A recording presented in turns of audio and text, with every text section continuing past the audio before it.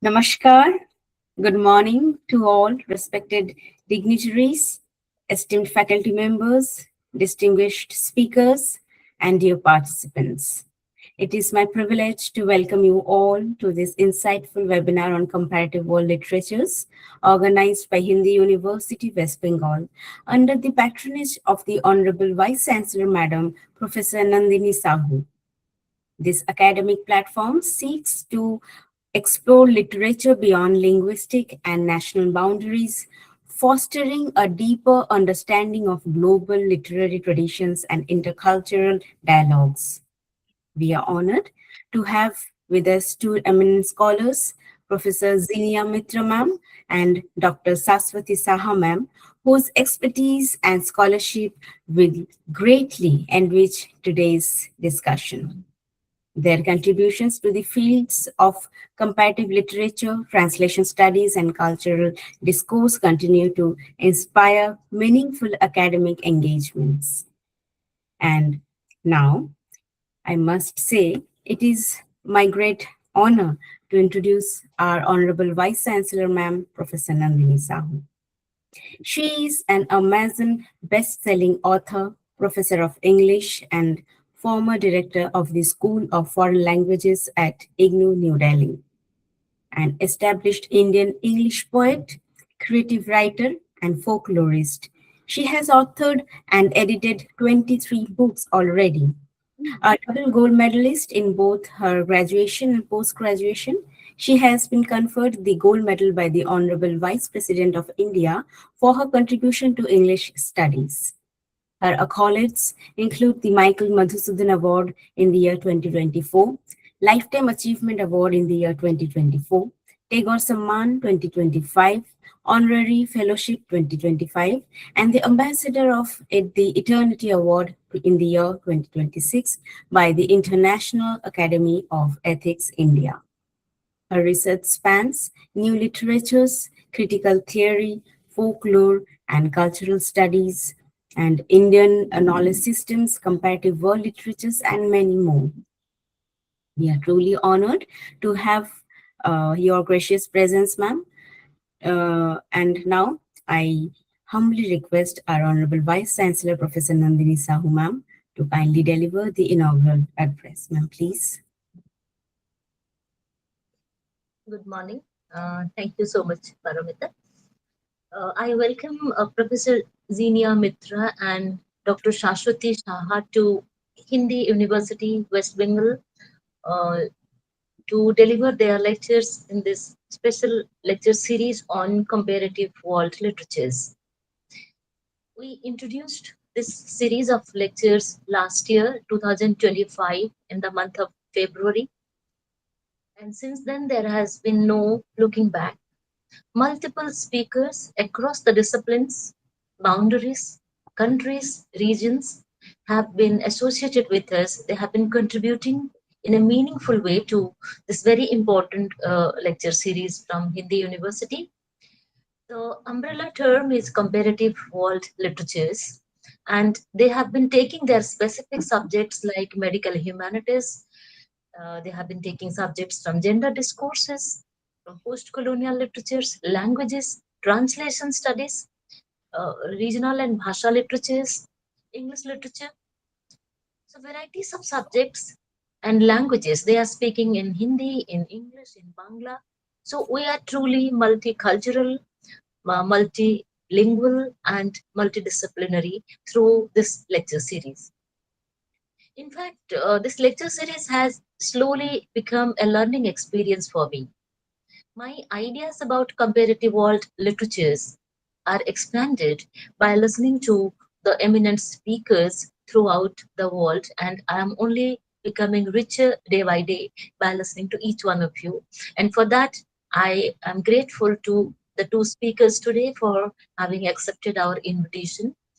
And a special word of appreciation for Dr. Paramita for seamlessly coordinating this lecture series and talking to people and inviting them at the right time, putting the everything in place, and also Aman, our support staff from Hindi University. Both of them have been doing an excellent job. And about the two speakers for today, Professor Zinia Mitra, I met her in Siliguri in the Literature Festival a couple of months ago. And she is a specialist in gender studies. Of course, she has many other specializations which Dr. Paramita will formally introduce.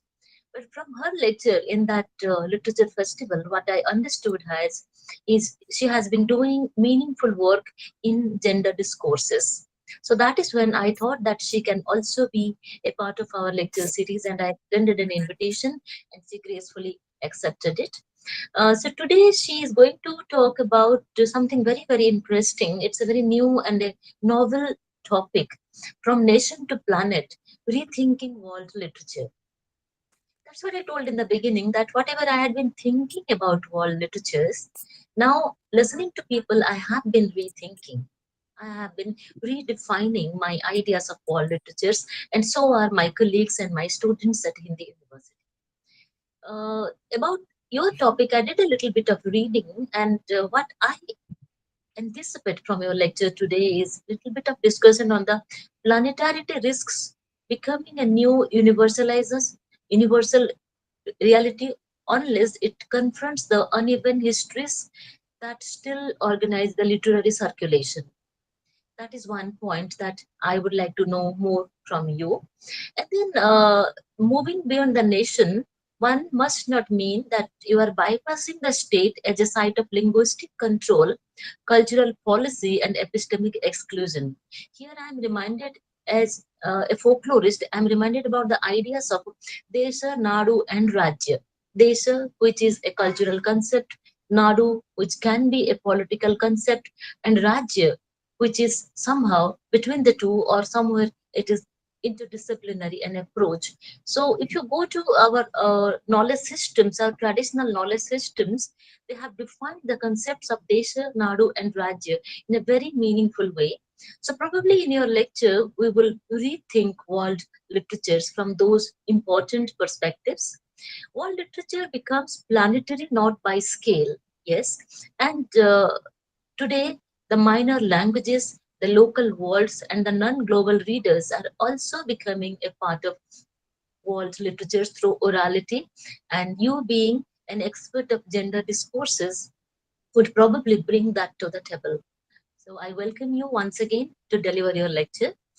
The next speaker, Dr. Saswati Saha, I have never met her, though I heard a good word about her work. So that's how I thought we should also invite her to be a part of our important lecture series. Dr. Saswati, please go, whenever you are free, please just go to the YouTube of Hindi University, and you can check the important lectures on comparative world literatures from Hindi University West Bengal. So you will know the historiography, the kind of lectures that people have been delivering, the best brains of the country have been delivering, and we are also happy that you are becoming a part of it. And we have a department of translation studies. That is where we discuss the translation theory, pedagogy, the practice of translation, praxis of translation. So in today's lecture, your topic is across languages and borders, how translation shapes world literature. There is nothing like Indian folk literature in English. So when it comes to traditional literatures, folklore, tribal studies, and all of that, we hugely depend on translation studies. So probably in today's lecture, you will talk about translation, which doesn't globalize literature. It globalizes particular power structures embedded in languages of choice and direction. We request you to give us some ideas on that. And then the push for translatability. Our students keep on asking us questions, what is translatable and what is not. So you, being the expert of translation theory and praxis, probably would enlighten our students about translatability and untranslatability of some pedagogical texts.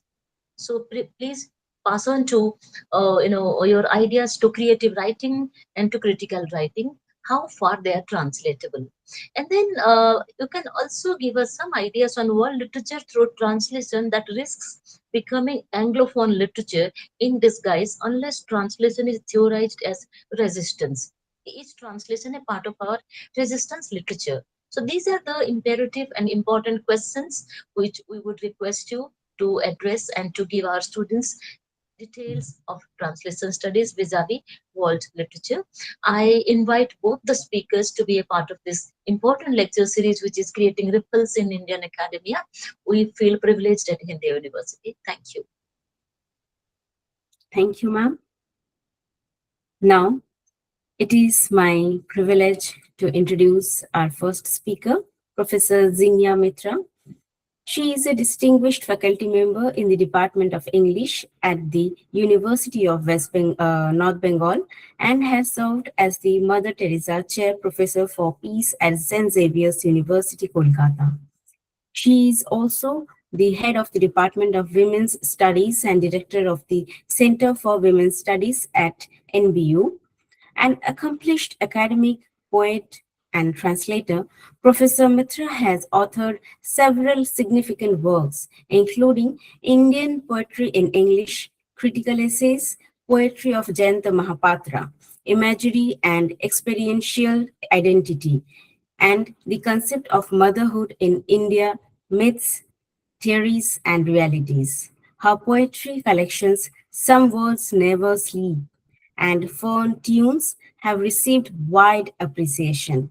Her translations have appeared in reputed publications, including journals of the Sahitya Academy. She has been associated with international research initiatives, including a duo ethnography project under the Australian Association of Writing Programs and projects with UNICEF on community based child protection. Her research interests include poetry, feminism, and South Asian literature. She also serves on the editorial boards of the Journal of Women's Studies and Tista Review. I now invite Professor Zinia Mitra ma'am to kindly deliver her lecture. Ma'am, please. Thank you very much for Paramita for that generous introduction. I do not know if I deserve that kind of introduction. And thank you, Professor Nandini Sahu.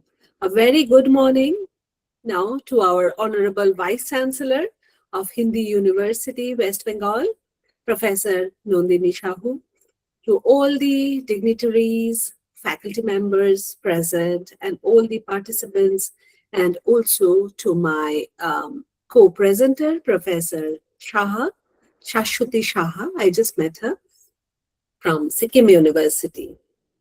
The introduction by Professor Sahu, I must say, she introduced a very important, which almost set the keynote of the day. I thank Hindi University for giving me this opportunity, this invitation that gives me opportunity to talk about what I think. It is an honor, of course, and the topic is so close to my heart, world literature that involves translation. So I have had the opportunity, I must tell you here, that I have had this opportunity of listening to Professor Sahu on two occasions recently. One, a keynote lecture in an international conference on curiosity, women, wisdom, and wonder that was organized by Dokhin Dinajpur University, where she was the keynote speaker. And then again, we had her in Shiliguri Literary Festival, where she was invited resource person and spoke on AI and its impact. Thank you, Nandini ma'am. I look forward to nurturing a long and meaningful relationship with Hindi University. And now coming to my topic, gradually entering my topic, for any literature to become world literature, it is imperative that it be translated into at least one major language, one global language. And for us, it is perceived as English even today. Now, my topic is From Nation to Planet, Rethinking World Literature. we can put in brackets in a translated world because, okay, we will come to that. The concept of world literature or Weltliteratur can be conventionally traced to Johann von Goethe, particularly in his 1827 letter to John Peter Eckermann, which was collated and published in 1835, where he describes literature as a universal possession of mankind that manifests across time and cultures, and declares that national literature was becoming an unmeaning term as the epoch of world literature was approaching. He urged writers and readers to turn towards foreign literatures and embrace translation as a vital medium of circulation. Although not a formal treatise, this letter is regarded as the first recorded discourse on world literature. When I say first recorded, I keep in mind that only a kind of writing and some selected sayings have been acknowledged and recorded throughout history, and some minor voices or dissident voices that have always existed. These voices voiced many ideas, sometimes radical ideas, in any given period of time, and they have most often been sidelined, overlooked, so that this instance is known to us as the first known discourse on world literature.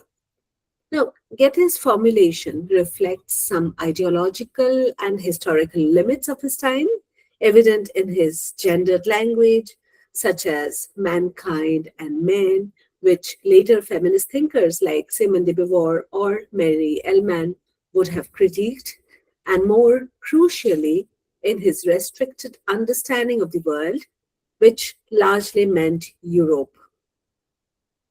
His discussion centers on the circulation, reception, and prestige of German literature within European intellectual networks, expressing a sense of national cultural pride and a belief in Germany's emerging centrality. Thomas Mann later observes that Goethe's engagement with world literature demonstrates a dynamic exchange. What he absorbed from countries like England, Italy, France, Spain, and he in turn influenced. Yet this remains fundamentally a form of Europeanism rather than a truly global or inclusive conception of world literature. So this world literature view, it was European. What then do we mean when we speak of world literature? Do we mean literatures of the world or something more complex and contested? Whose world is being invoked? And who are the ones who are being left out of that imagination? The term immediately opens into a field of plurality, many literatures, many cultures, and multiple voices that cannot be neatly contained within geopolitical boundaries. Is national literature its antithesis? Is it defined by territorial boundaries of nation states or characterized by its allegiance to dominant regimes and cultural narratives? Now, against such rigidities, world literature seems to promise a form of liberation, a breaking of boundaries, an opening outward. In Bisho Sahitya, Rabindranath Tagore envisions this expansiveness as an ethical and effective connection. All the faculties of human heart exist to establish relations with others, and it is through such relations that truth emerges. He speaks of three modes of connection: that with intellect for necessity and for joy, and suggests that self-knowledge is inseparable from what one loves. Where once love does not reach, the soul encounters its limits. Now, Rabindranath Tagore emphasizes how the self realizes itself most fully through its immersion in others, through seeing, hearing, imagining, feeling within the human community, so that the more one can unite one's inner being with others across time and space, the more fully one becomes human. On the other hand, ego, self interest, pride obstruct this natural flow, fragmenting our capacity to feel the wholeness and beauty of humanity. Now, this expansive ethical vision resonates with its complications and constructed walls in contemporary debates and literary studies. Professor Sahu was talking about having a translation department, translation studies department in her university. I'm sure those who are into the translation studies department, they will realize these constructed walls of contemporary debates and literary studies.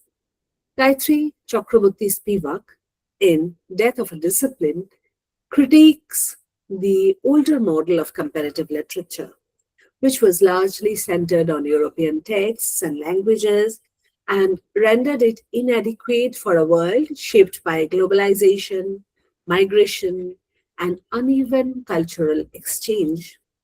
She points out how comparative literature traditionally privileged Western European nations, while other regions were relegated to area studies, creating a hierarchical division between nations and areas that structured the disciplines from its inception.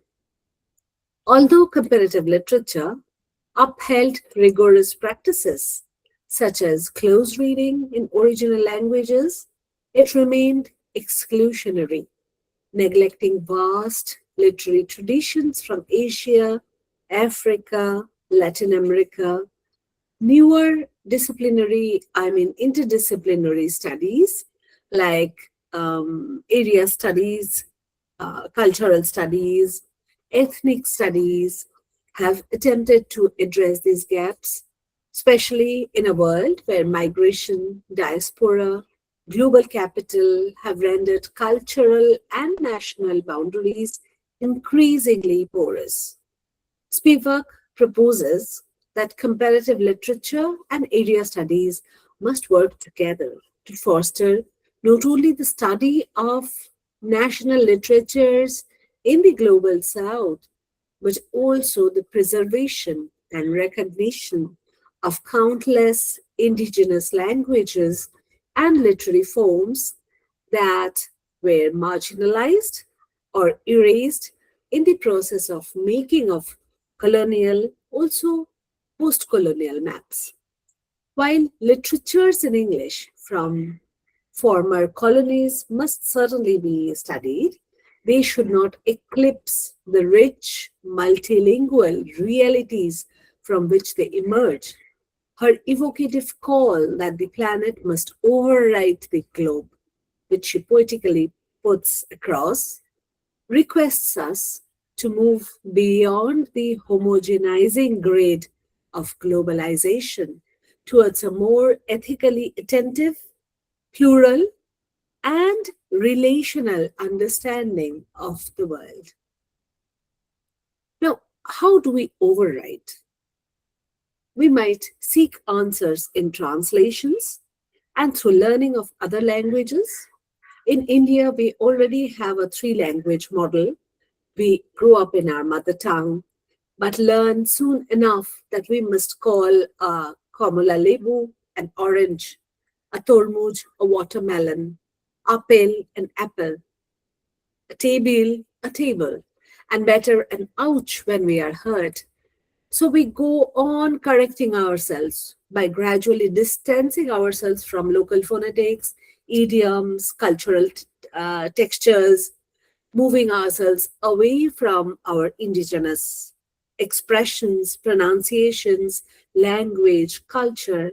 Now, this everyday linguistic correction mirrors a larger process whereby globalization imposes a uniform system of exchange, a grade of capitalism that standardizes not only markets but also cultural productions.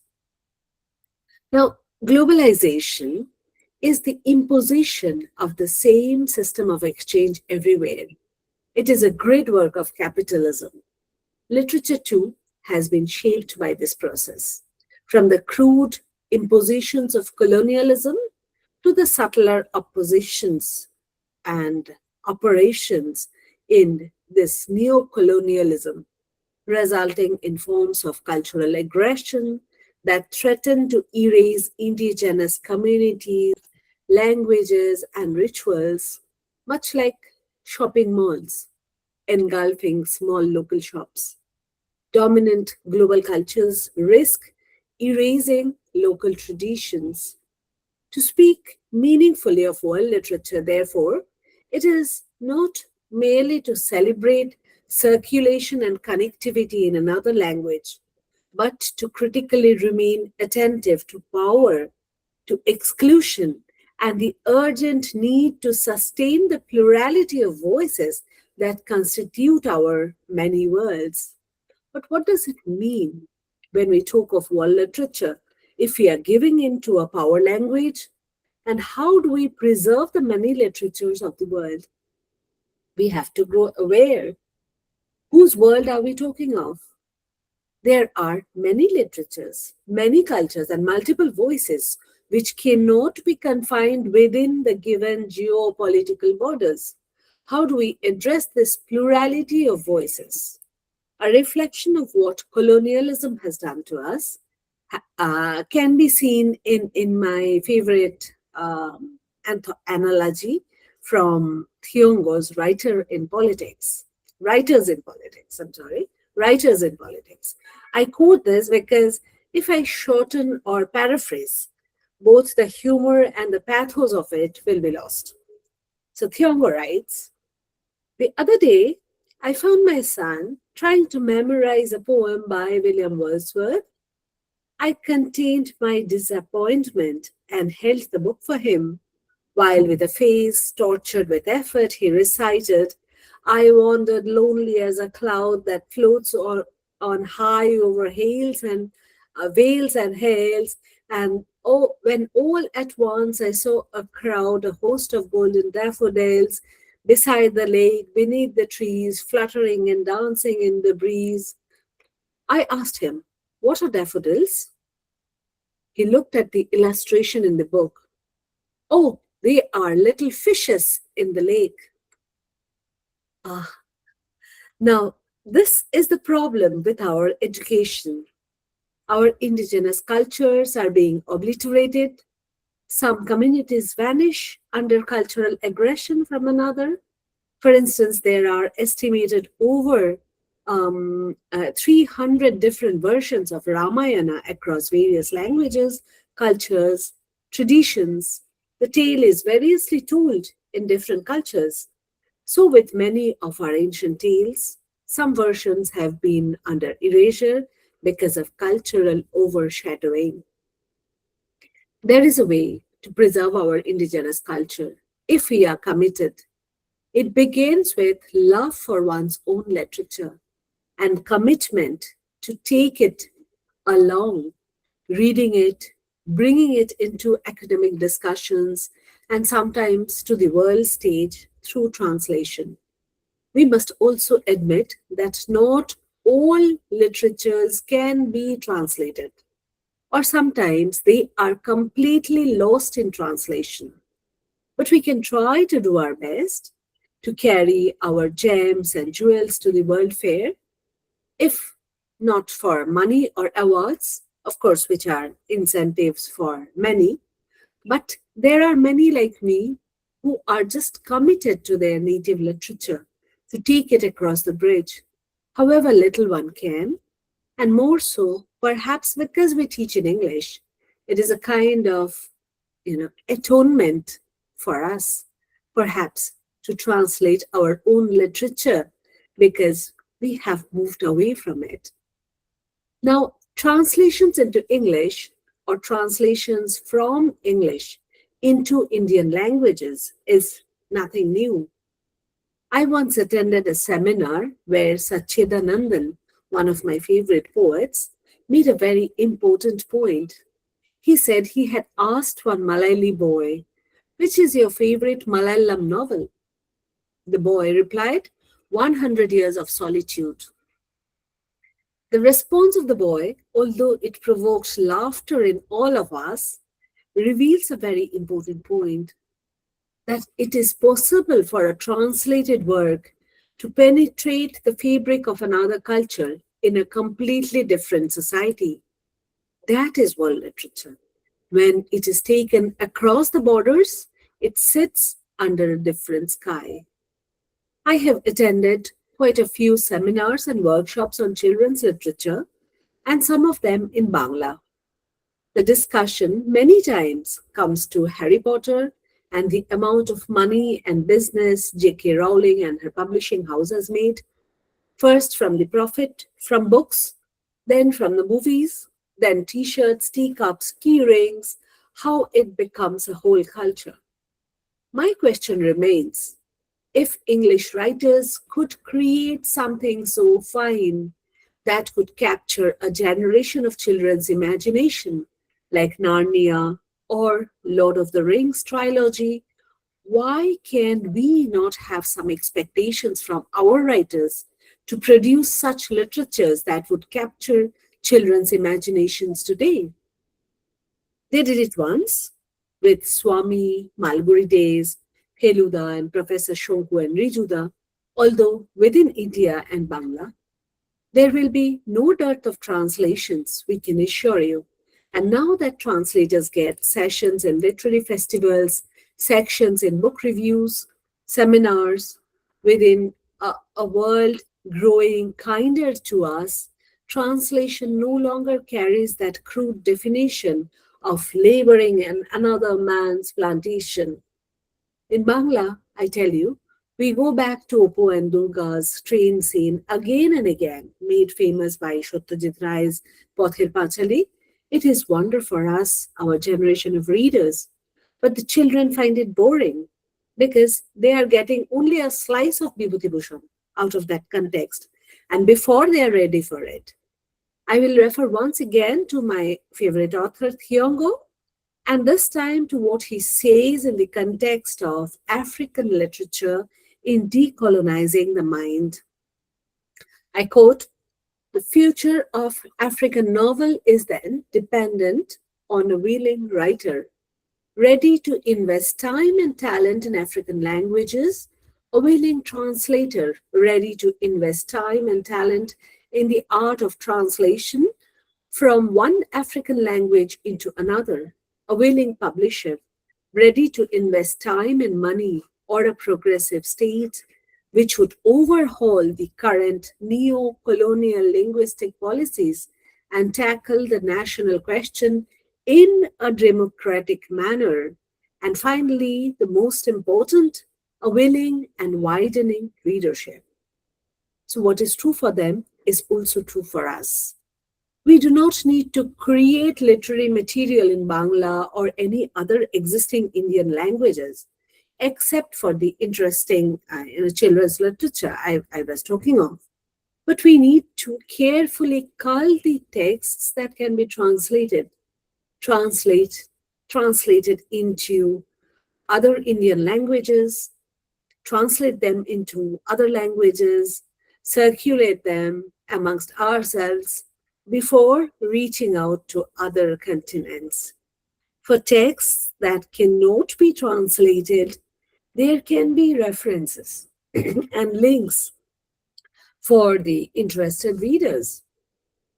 I will request writers from this forum, this important forum, to write interesting literature for children so that we can satisfy their hunger and give them relevant information and at the same time make them aware of our rich culture. If our pencils are not powerful enough, we need to sharpen them. And it is our commitment, the bilingual writers and translators, to take that literature across bridge to the fair of world literature. But the question remains, what makes world literature? I will illustrate this with an example. I will try to explain this with examples from paintings by Abanindranath Thakur and Rabindranath Thakur. We know that nationalist literature and art in colonial India emerged as a powerful cultural response to British domination. It sought to reclaim indigenous identity, aesthetics, modes of thought. Abanindranath Thakur stands at the center of this movement through his efforts to create a distinctly Indian visual language, free from European conventions, although he was considerably influenced by them. His iconic painting, Bharat Mata, produced around the time of partition of Bengal, transforms the abstract idea of nation into a gentle, nurturing maternal figure, unlike militant nationalist imagery we sometimes see. This four-armed woman carries symbols of everyday sustenance, food, clothing, education, spirituality, rather than weapons, suggesting a vision of the nation grounded in care and collective well-being. Influenced by cultural currents such as Anandamot by Bankim Chandra Chattopadhyay, where Vande Mataram as a slogan first appears, such representations helped consolidate an emotional and symbolic unity among Bengalis and largely also among Indians. Also, Abanindranath's broader body of work, paintings on epics, Mughal history, the classical literature, was part of a conscious project to revive a pre-colonial cultural past and construct a shared national imagination, making art an active participant in political and ideological formation of the nation. Rabindranath Tagore, on the other hand, offered a profound resistance to nationalism as an ideology to feed on. While he shared the same cultural milieu as Abanindranath Tagore, his artistic and philosophical orientation was markedly different. He valued individual creativity, universality, and openness to modernist influences over the construction of a bounded, narrow national identity. For Rabindranath Tagore, the figures of the nation, especially when personified and emotionally charged, risked becoming exclusionary, divisive, and power obsessive, particularly in the volatile context of religious tensions. His novel Khode Baire critically examines such nationalist fervor, exposing its potential for moral and social fragmentation. In his visual art, produced later in life, Rabindranath avoided overt political symbolism. Instead, he explored inner worlds and experimental forms. Thus, while Abanindranath's work exemplifies how art can serve nationalism, Rabindranath's stance reminds us that true artistic vision may lie in transcending national borders altogether, advocating a more inclusive, humane, and universal understanding of the culture.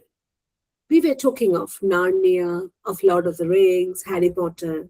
The setting of Chronicles of Narnia, Lord of the Rings trilogy, and Harry Potter series are not inherently nationalistic in the modern political sense of aggressive geopolitical boundaries. but they remain deeply rooted in cultural identities. Narnia is heavily inspired by European mythology and medieval romance, but it highlights a struggle against evil, which is more aligned with spiritual and moral allegory rather than political nationalism. Tolkien's, a lot of the Rings setting is Middle Earth, a mythical, prehistorical version of our own world. Tolkien rejected modern totalitarian nationalism, but often spoke of a national pride rooted in language, soil, and tradition. His world is filled with elves, men, dwarves, hobbits. Now, J.K. Rowling, Harry Potter. Harry Potter is set in modern day Britain, but has a hidden wizard society underneath, which flouts the modern city maps, and the central conflict is a direct critique of pure blood supremacy, which is seen as a form of hateful, ethnic nationalism, fascism, which Harry fights. Does this mean that we must invent lands to suit world literature? I would like to propose that we reinvent lands, make it a place where world has not been broken up into fragments by narrow domestic walls, where words come out from the depths of truth into that heaven of freedom, my Father, let my country awake. চিত্ত যেথা ভয়ের শূন্য, উচ্চ যেথা শির, জ্ঞান যেথা মুক্ত, যেথা গৃহের প্রাচীর, আপন প্রাঙ্গণ তলে দিবস সর্বরি, বসুধারে রাখে নাই ক্ষুদ্র খণ্ড করি. Into that heaven of freedom, my Father, let my country awake. Thank you. Thank you. Thank you. Thank you so much, ma'am. Thank you for such an insightful and thought-provoking and lecture. And at the end, we came to know about your respected father too. Thanks to you. Now, it is my pleasure to introduce our next speaker, Dr. Saswati Saha, ma'am. She is an assistant professor in the Department of English at Sikkim University.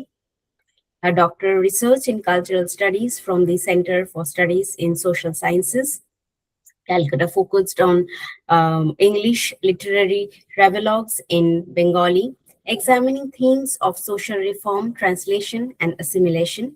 She has been an ICSSR doctoral fellow and has received prestigious recognitions, including a residential scholarship at Queen's University, Belfast, and the Charles Wallace India Trust Research Grant. A full bursary fellow at the British Centre for Literary Translation Summer School 2023. She is actively engaged with the Comparative Literature Association of India and the International Comparative Literature Association. Her research areas include translation studies, post-colonial literature, indigenous studies, readership culture, and book history. I now invite Dr. Saswati Saha to kindly deliver her lecture. Ma'am, please. Good morning, all of you. I hope I'm audible. My voice is clear? Okay, thank you. So please let me know if there are any disturbances in my audio, okay, because there might be internet issues. Okay, thank you, Professor Nandini Sahu and Dr. Paramita for having me over. It's a great pleasure to be on this platform, and it's an honor, of course, to be invited in a webinar like this and to share this space with Professor Zinia Mitra. I haven't had the opportunity to meet her, although our universities are pretty very close to each other. But what a great opportunity to kind of meet here and listen to her. It was an absolute pleasure. As I have already informed, the title of my presentation today is Across Languages and Borders, How Translation Shapes World Literature. So as it is clear from the title that I have chosen today, that I'll be focusing on translation as a means through which world literature gets formed, gets shaped and understood, consumed, circulated.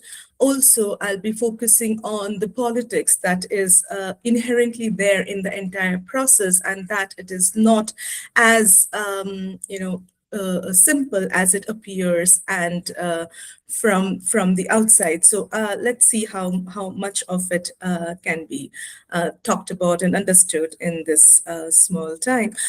So I think we have 30 minutes to us. I'll try to keep it as small as possible. Now, the idea of world literature has long depended on translation. And Professor Mitra has already spoken a lot about Goethe and Tagore extensively in the and the formation of the idea of world literature. But yes, Goethe is someone whom we have to talk about when it comes to world literature. Now, Goethe's formulation of world literature, imagined a literary future in which works could circulate beyond national boundaries, and that is what exactly later scholars have also continued to stress on this very aspect, that literature should not be confined to narrow regionalism. David Damrosch, the famous scholar who has worked with world literature for the longest time, his influential definition of world literature as literature that circulates beyond its culture of origin, either in translation or in original language, reinforces the point that translation is a condition of literary travel. If literature becomes world literature through movement, then translation is one of the principal vehicle that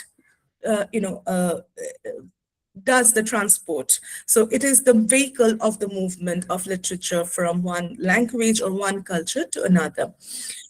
At the same time, we come with the understanding that a translation, how much over it facilitates movement and circulation of text, we need to keep this in mind, that translation is never neutral. It is shaped by linguistic asymmetries, political positioning of language. No languages are on the same plane. Publishing markets, ideological pressure, editorial norms, all of this cloud the idea of translation as we know today. Also, there is a lot of debate and discussion about the methodology that is followed while translating a particular text, which definitely depends on the power position of the source language and the target language. If you are, whichever is more powerful, whether the source language or the target language, determines the kind of translation that will ultimately lead to, and the kind of text that gets produced out of the translation. There has been works on translators' invisibility, a lot of criticism about that. Lawrence Venuti has worked extensively about how invisibility of the translator is something that has been maintained in the publishing industry for the longest time, which kind of creates this illusion of fluency and readability, thereby effacing the translator, erasing the translator's labor while making foreign texts appear transparent in the dominant language of the readers. Now, apart from that, as Professor Nandini Sahu has spoken about very rightly, then there is this concept of untranslatability, which is something that we often face with, gets questioned, as in how to deal with untranslatability when it comes to culture-specific items of a particular culture, where we don't find equivalent words for them in the target language. how to deal with that untranslatability. Is it therefore that text resists translation? Is it in a way telling us that translation is an impossible task, or is it that translation is actually possible, that you just need to know to negotiate around those nitty-gritties and create a kind of approach that can lead to transfer of a text from one culture to another. Emily Apter has talked extensively about this politics and the political importance of untranslatability. That reminds us that not everything can be carried smoothly across languages, and that the very idea of easy equivalence, that you can easily find an equivalence from of one word or one concept in another language, this can actually conceal power relations. So, world literature, which comes into existence largely through translation, because of course there's a limitation to how many languages we can read and write. Therefore, we have to fall back on translation for the creation of this world literature. It emerges from and through a productive tension.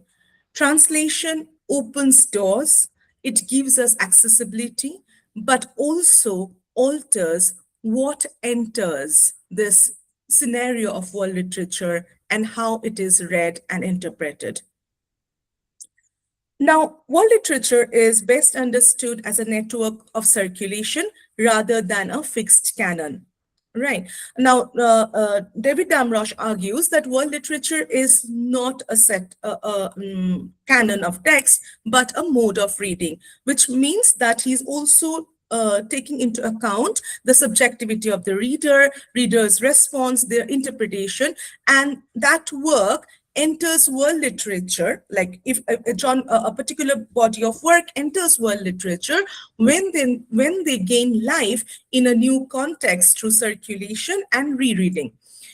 This idea shifts attention away from the question whether a text is intrinsically global and takes us to the question of how a text travels. How is it getting circulated? What are the factors that determine that a text will enter the scenario of world literature and that it will be read and circulated? Translation, of course, is central here because it allows text written in one language to be read, discussed, taught, reimagined, reconsidered in another language. But the circulation that leads to this appearance of the text in the world literature scenario, reading, discussion, does not merely take the text out of the regional and its national context and put it in a global context. It changes the literary value. When a work is translated, it may acquire new readers, new prestige, new position, new interpretive framework. A text considered local or marginal in its original setting can become internationally significant after translation, while well-known national classics may be reinterpreted in the process of global reception. So these are the wonders that translation can work. Translation can actually change the position of a text. It can bring it in wider circulation, wider discussion. So translation actually participates in canon formation. It does not simply carry pre-existing literary texts and their values across border. It actively helps produce the value by making certain works available to institutions, pedagogical practices, publishers, educators, critics beyond their home culture. So, having said that, having discussed how important translation is never a transparent transfer of meaning from one language to another. In reality, translation is a creative and interpretive act that necessarily involves variations, adaptations, and choices. We all are aware of this very famous quote by Spivak, where she says translation is the most intimate form of reading. Now, you see, I want to point out over here is that all the scholars of translation studies have talked about the subjectivity of the translator, something that we cannot, deny. The positionality of this translator. Where is the translator coming from? What are the factors that determine the way the translator is approaching a text? All of this leads to the choices that he makes while translating, the variations and the adaptations that are included in the translated text. So the variations are unavoidable, and literary texts often become part of other national traditions only because they get transformed and adjusted in the translation. So translation thus gives the text a second life. Benjamin would have called it afterlife, but that life is to some extent different from the first life. We cannot, or can we, is a question, call it identical to the text, to the source text, to the point from where the journey began. This transformative dimension is crucial to the understanding of world literature. A translated text is not simply the source text in a new linguistic wrap. It is actually a reauthored, reconsidered cultural object. Uh, there are idioms, narrative pacings, embedded cultural reference. They all may shift as the text moves to another language. Such shifts become actually important because also somewhat arguably necessary for some translators, because now the text is going to face a larger audience, an audience that might need some sort of comfort in indulging in the pleasure of reading, because too much of foreignness can alienate a text. So there might be, certain ideological emphasis as against other to make the text more agreeable to the readership, target readership. So basically, therefore, what I mean to say is that the way we imagine world literature should not be imagined as a smooth, universal republic of letters. It is instead a field of negotiation in which texts are continuously made and remade through translation. The question is, who is translating, and who is the text getting translated for? Who is reading? This is something that impacts translation process. There's this translator, Anton Her. He translates from Korean into English. He has published an article in this book called Violent Phenomena, where he is exploring this idea of who are we translating for? Who is this reader that to whom this text, the translated text, is targeted? If a text is translated for a global readership, if a global, international publishing house has taken up a title for publication, what happens is that there is a certain standard of in language that a translator has to reach. That English reader is an imagined English reader in the mind of the translator, whom he has to please. So this pressure is always there in the mind of the translator, apart from all the other cultural and political negotiations that he has to go through, because until and unless he reaches that level of, English, proficiency, that his text will hardly find a place in the global market. So, therefore, what we see is that this negotiation between unequal position of language is something that is constant in the process, and that also determines what we understand as world literature and what finds place in the global market to become a part of the world literature.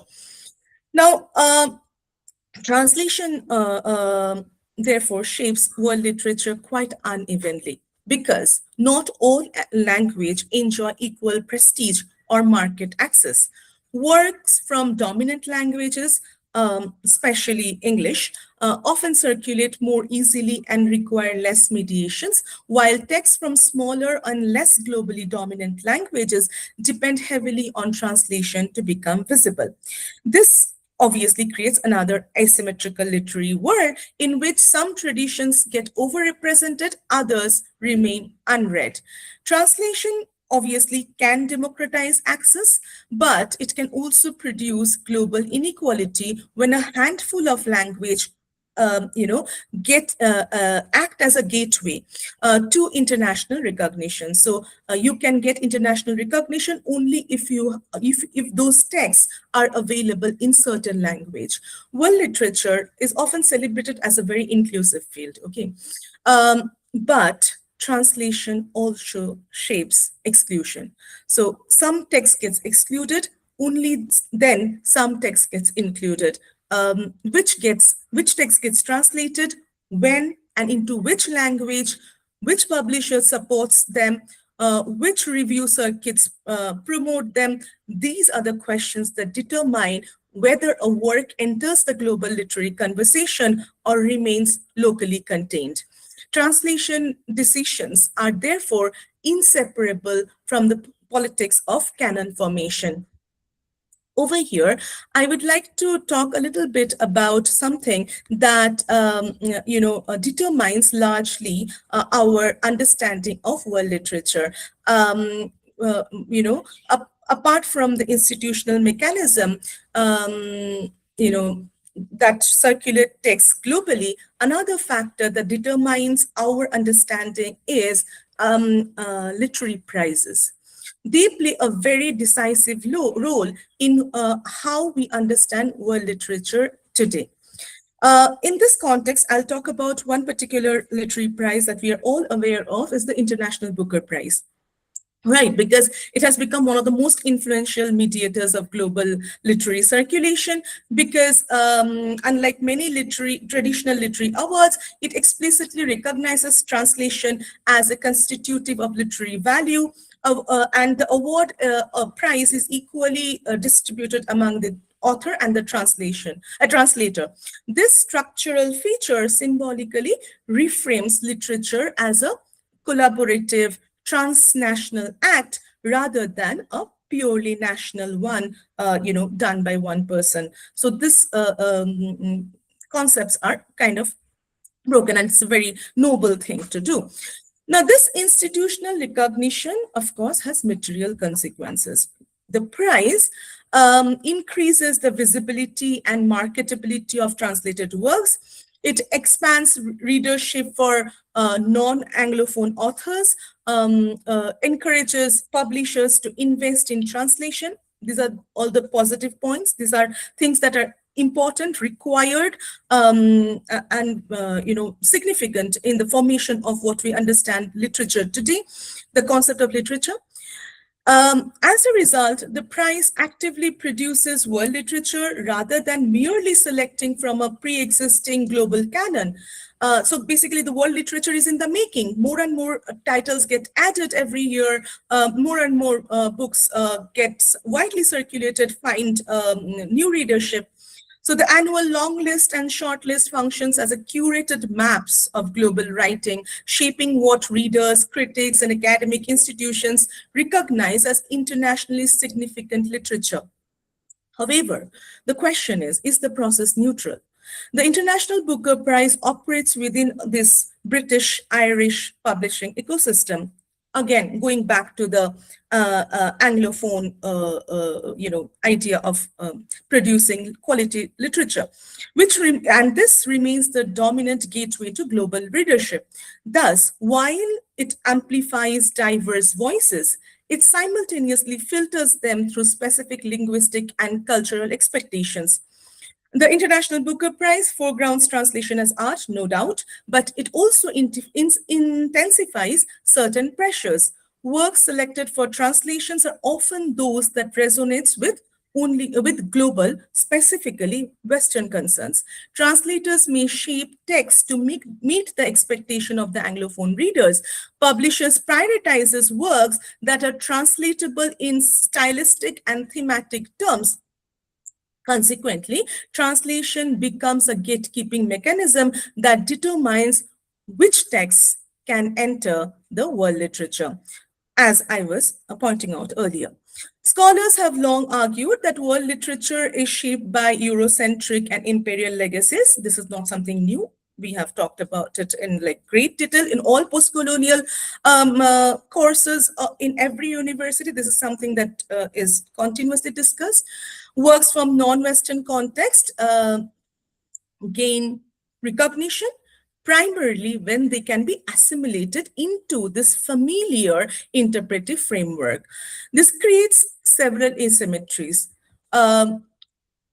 Firstly, it creates selective visibility, what I mean is that not all literatures are equally translated or made visible. Languages with less geopolitical or economic power, they continue being underrepresented.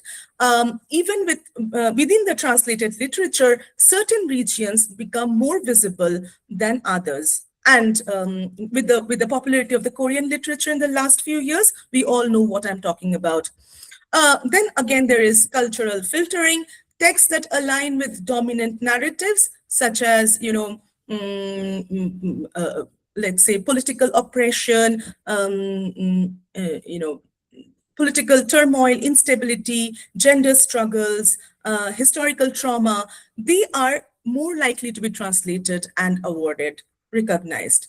This risk-reducing diverse literary traditions, they kind of limit to certain exportable themes that, sell. Then, the myth of universality that we have vis-a-vis world literature, that the understanding that world literature is often framed as a space of universal human experience, this universality is constructed through this translation practice that privileges certain modes of readability and narrative form. And this is aligned very particularly with the Western literary conventions. By selecting certain kind of texts as exemplary, these literary prizes contribute to canon formation on a global scale and therefore raises certain very critical question. Who decides what counts as the best translated literature?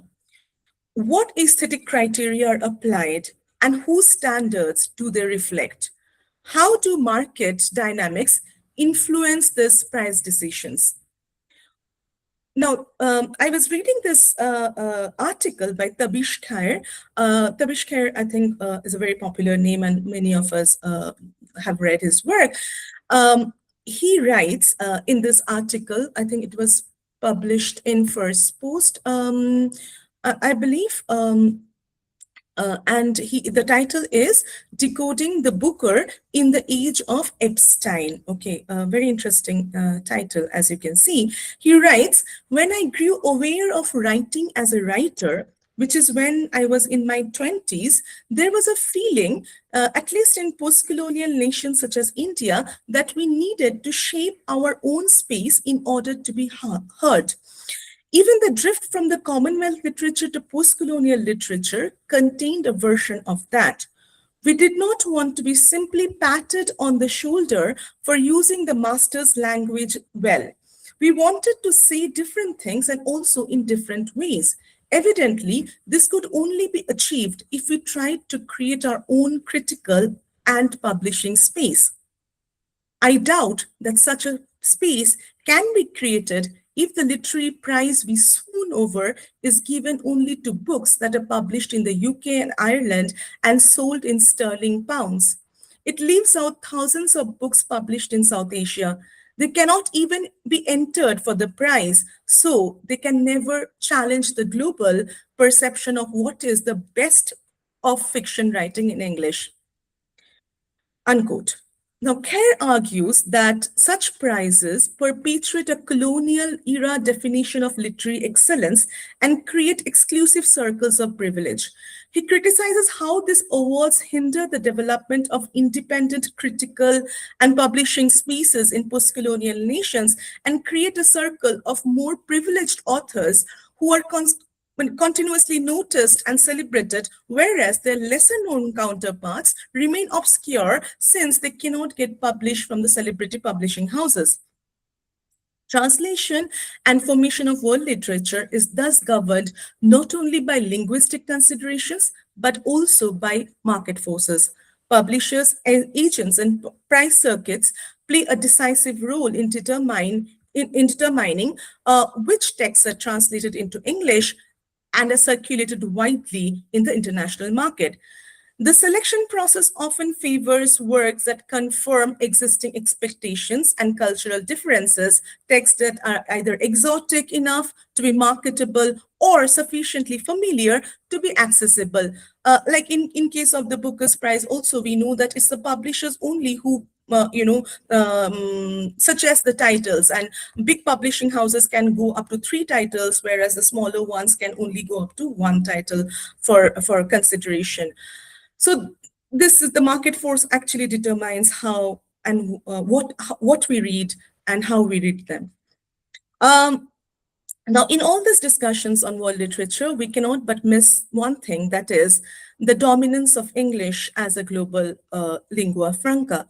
Although world literature is all about global exchange, translation from one language to another, what are we, when we talk about translation in the pedagogical context, are we, and world literature in the pedagogical context, we are mostly reading and, promoting texts that are translated into English. And that's a truth that we cannot avoid. So it is becoming increasingly glaring in the,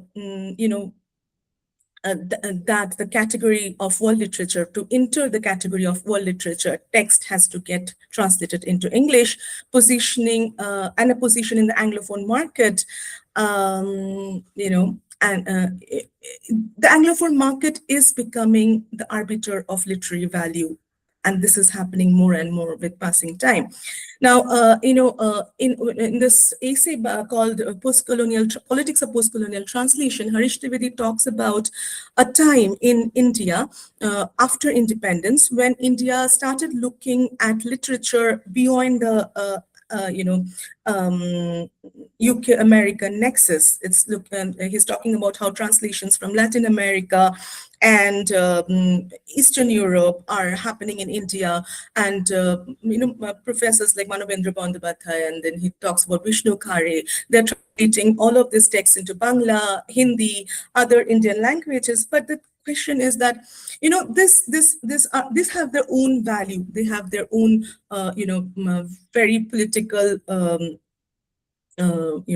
resistance against this Anglophone supremacy in the world literature. But these texts, even in India, hardly find readership or even place in the pedagogical context. What we read and what we study are both in English, sadly. Now, this dominance of English is not merely quantitative, but structural. English language publishing acts as what critics have described a transit hub for global literature. Texts can achieve international recognition only after being translated into English and validated within the Anglophone market. Even when works originate elsewhere, their global circulation frequently depends on their reception in the United States or the United Kingdom. English exerts a form of linguistic imperialism that distorts the real essence of borderless world literature. This distortion lies in selective visibility granted to certain texts that are aligning with the English readership, their taste, the kind of genre they prefer, what gets marketable to this readership. Whereas other texts, how much ever significant or important they remain untranslated and effectively invisible. So this Anglophone bias of world literature is also evident in canon formation and pedagogy. As I was just saying, that the academic field of world literature has been repeatedly criticized for being too Eurocentric or too US-centric. Even when it includes non-Western texts, they are often read only in English translation. And again, they're interpreted within the framework of Anglophone critical theory, criticism and theories. This produces double mediation. Firstly, texts are linguistically transformed through translation. Second, they are conceptually reframed with Anglophone theoretical paradigms. The result is what might be called epistemic filtering, whereby non-English literatures are incorporated into global canon only so far they are legible to Anglophone readers and institutions. The very notion of universality in literature, which world literature promotes, has historically been aligned with Anglophone and Euro-American norms. So this is one of the things that is facing us, that hierarchy is not merely aesthetic but geopolitical, reflecting broader inequalities in cultural capital. The history of world literature shows that translation tends to favor texts already aligned with the taste of the powerful literary centers. A work becomes world literature when it travels, beyond their own cultural context, national context, and becomes significant in the world, in the global context. Now, this circulation is not, as we understood, is not innocent. It has selection bias, it has interpretive framing, it has, this factors that leads to the canon formation as we know it. This leads to a selective global canon in which some regions appear repeatedly while others are nearly absent. Which doesn't mean that those regions don't produce quality literature. They do, but they cannot come to the forefront. So this circulation also means careful curation. Such patterns are not accidental. They reflect economic, institutional, and ideological structures that govern this global literary exchange. So we are caught in this perpetual paradox of world literature that is ever aspiring to be more inclusive, but is structured by exclusion. However, looking at the positive side, the positive aspects of translation, the very core idea of translation is that it creates a global literary space by enabling cross-cultural encounters, rewriting texts for new audience, structuring, and them in a way that it have a universal appeal. Yet, translation also reminds us that the world in world literature is not given, it is produced, it is constructed structurally, unevenly, and contingently. I'll end this with this quote from, again, this text that I was referring to, Harish Trivedi's Politics of Postcolonial Translation, where he says that the languages of colonialism were many. Is someone trying to talk? Okay. Anyways, just this line. The languages of colonialisms were many: Spanish, Portuguese, French, Italian, Belgian, Dutch, and English. But is the language of postcolonialism going to be just one, that is English? And for preference, which can in more sense than one be called satellite English?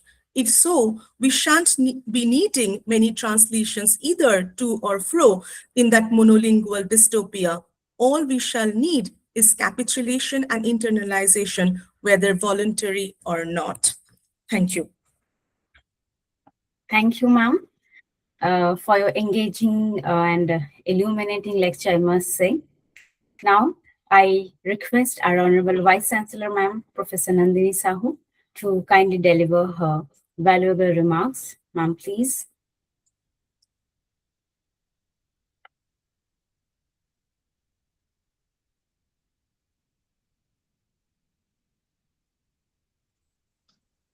Yes, thank you, Paramita. And I am grateful to both the speakers for bringing out such important issues to the table at Hindi University. Professor Zinia uh, introduced the idea of what can get into world literature, what kind of texts can be a part of world literatures, which is a very pertinent point, because usually the in the in the confusion between canon and breaking the canon, sometimes our important texts are lost in context.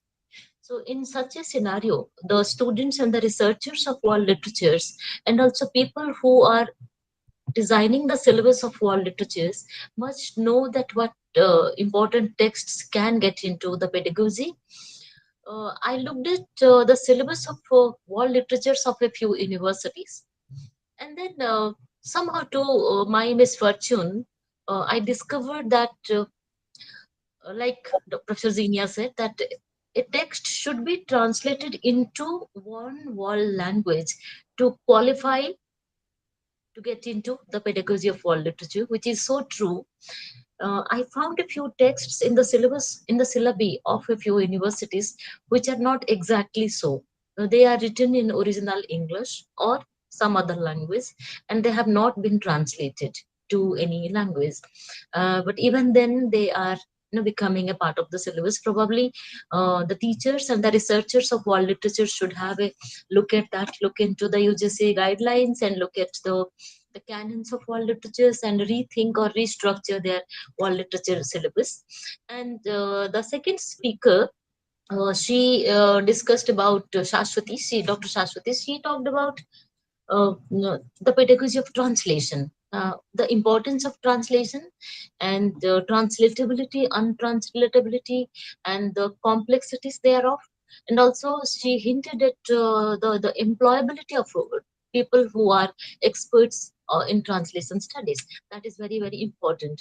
I would like to inform both the speakers here that from Hindi University, the Department of Translation Studies has been doing very, very well. Dr. Paramita belongs to Department of Hindi as well as Translation Studies, and she was the head of both the departments for quite some time, and now there is a rotation uh, as per the university norms. And during that period, she ensured that the students are getting into uh, good employment schemes. Like, many students are employed as Rajbhasha Adhikari from Hindi University in varieties of platforms in many government and semi-government institutions. Even our students are getting into the Punjab National Bank kind of prestigious institutions, getting the first position, the first rank in the competitive examinations. So Hindi University has been guiding the students very, very well when it comes to the Department of Translation Studies and Hindi. And why only those two? Even the departments of History and Political Science, they have been guiding the students very well. Now we have a special cell of students welfare and training and placement, and we are organizing various programs through that. We had one translation workshop for the students where they were given some hands-on training vis-a-vis translation studies. So these things are a little bit of information for the audiences, the participants here. And to conclude the lectures delivered by both of you, I'm glad that you mentioned children's literature. Children's literature is once again one of our marginal studies. People have confusion about what can be children's literature. Is it literature written by children? Should it be literature written for children? And what would be the pedagogy of children's literature? What language and what kind of approach should be there? Through children's literature, are we going to create a pool of specialized people who would be working on children's books and the sale and marketing of children's books? So this is a very complicated field once again, and I'm glad that you pointed out children's literature as a part of world literatures, and you mentioned some very, very seminal and important texts. I would like to conclude that my takeaway from your lectures, both the lectures, I have jotted down some important points. You talked about curriculum beyond origin, which is like a text that travels across languages, cultures, and regions. To quote David Dammers, so the texts are translating uh, into various cultures through the translators. And so translation as a verb you used, translation as an act, translation as a theory. And then you mentioned about world system locations vis-a-vis world literatures, and how its value is shaped by the global literary power structures. In world literatures, power structures really work. uh, Again, after this lecture, if you go and do some net search, and then you find out the syllabus of syllabi of world literature in varieties of universities in India and in South Asia and even in other parts of the world, you will see that they are mostly Eurocentric. Little bit of American literature would be there, Australian studies will be there, and when it comes to Indian literature, one or two seminal translated texts may be there, which are also a bit of controversial. Some universities might choose those. So now it's a major responsibility for universities like us, scholars and researchers like you, to fit Indian texts into world literature pedagogy through translation and research. And I think this particular lecture series from Hindi University is doing its bit of taking our texts through translation and through pedagogy to world literature scenario. I'm getting I'm getting requests from many universities worldwide to recommend Indian texts to them, to be a part of their departments of world literatures. So I think this is the first step towards Hindi University, and then subsequently our country and our research getting into world literature pedagogy, and we are contributing to that in our small little squirrel way. And the other thing is, when you mentioned partial translatability, that got me into thinking it survives translation without losing the difference. Like I'm quoting Gayatri Chakrabarti's way back, that some of the texts are partially translatable. The students get confused with that. Some of our research scholars, they come to me telling me, ma'am, this is partially translatable, so shall I take some of the portions as it is? Even they take direct words in English and then they write it in Hindi or Bangla or Oriya or some scripts that I understand. But I have my personal debate about the partial translatability of a text. I belong to that old school of thought who would rather go for footnotes rather than partial translatability. The scholar may differ with me, but if I get into translation, then I will not go for partial translation, rather I will go into footnotes. Probably that is going to make the things clear. Like even today, you look at MLA 9th edition, you see that they are allowing us to take something notes called notes 1, notes 2, notes 3. Recently I wrote a research paper where I have given 3 notes 1, 2, and 3. So half of my paper is only notes. So that is making things a bit clearer for the researchers. So though I do not greatly support my kind of research, but yes, I am convinced, so I am doing. And then contextual rereading as a part of world literatures is one thing that I took away from your discourses, which means meanings change across the sites of reception. Reception theory is something which most of the translation studies scholars use. They use it very, very generously. So, the critical worldliness of some texts, which are engaging global histories, and they are not exactly global markets, they are global histories. So these are the important points that both the speakers discussed today, more or less, and this is my takeaway. When we design our syllabus on world literatures, comparative world literatures, we will certainly get in touch with the two of them to give their inputs.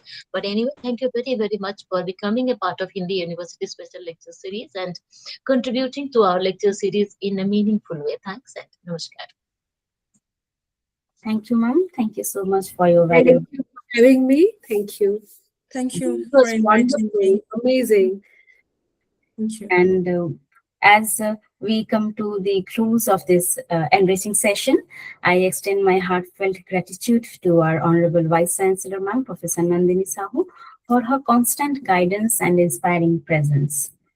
And I sincerely thank our distinguished. It's very, very nice. And I'm sorry for interruption. It's very nice to have such an active person, and also see a woman there. I should not, talk about it, but then it fills my heart to see Professor Sahu taking doing such a wonderful work.